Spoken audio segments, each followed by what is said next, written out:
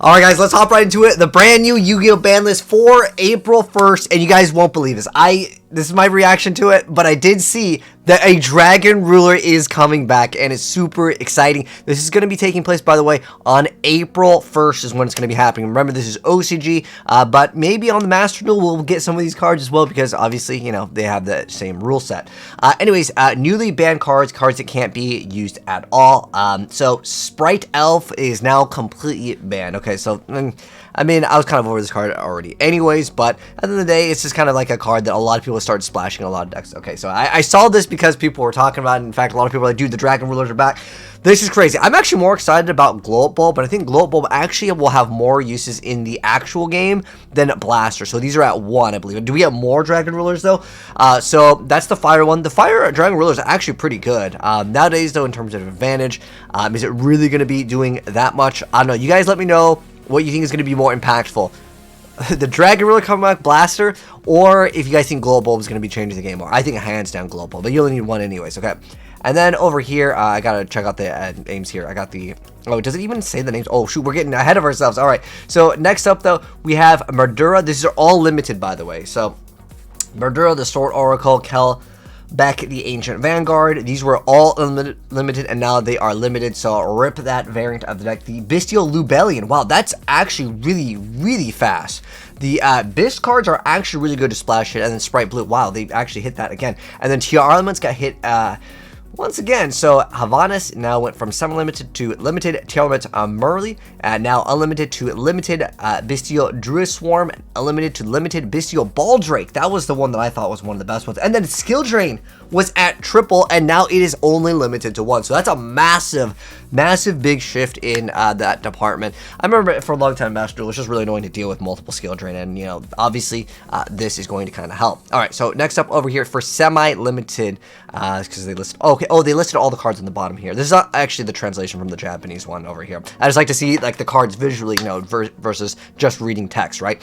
So next up, semi-restricted cards that can be only used up to 2 times in the official duels. Okay, so what was this card actually in the OCG? I actually got to double check on that. So first off, Ancient Fairy Dragon going from a limited to semi-limited, but remember guys, it got rotted. It's not the same card anymore. It used to be way more OP because you can search Black Guard, and that card opened up the doors for FTKs and OTKs. So next up though, Salmon Great Gazelle going from limited to semi-limited. Do you guys think people will actually want to go ahead and play Salmon Great? I mean, at the end of the day, they had like two disruptions in the back row.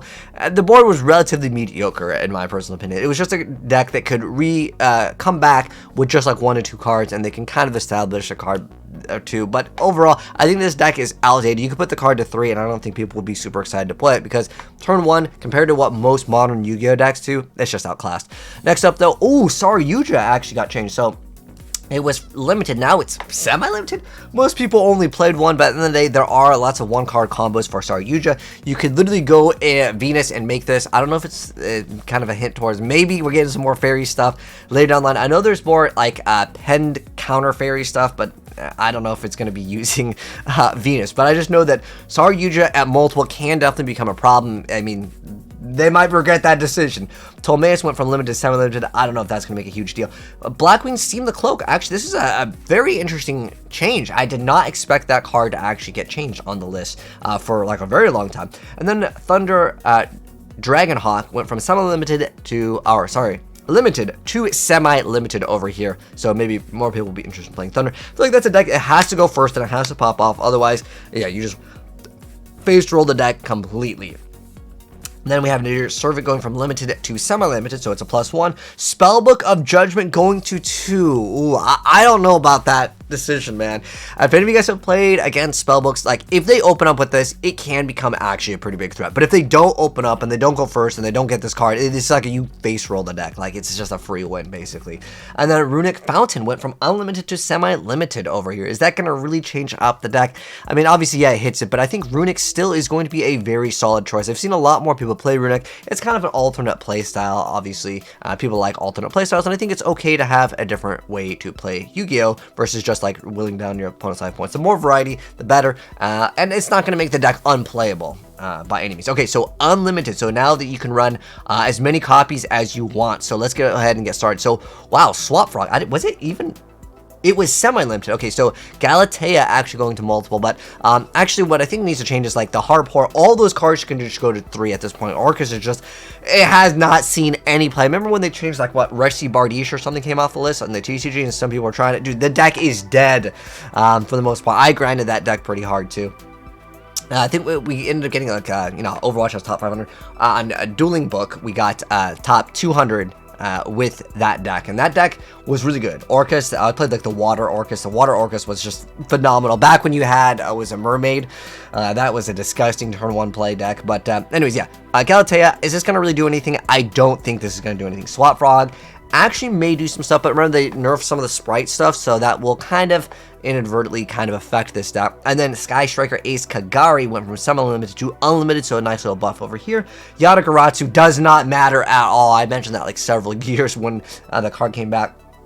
I was saying that this card go to 3, it would not change the game. And the Cursed Eldland, so a buff to Eldritch. Okay, so that's a very interesting change. Again, Yatagarasu doesn't really matter. Most of these things in this department don't really matter too much. Again, the Swap Frog might actually open up the doors for more consistency.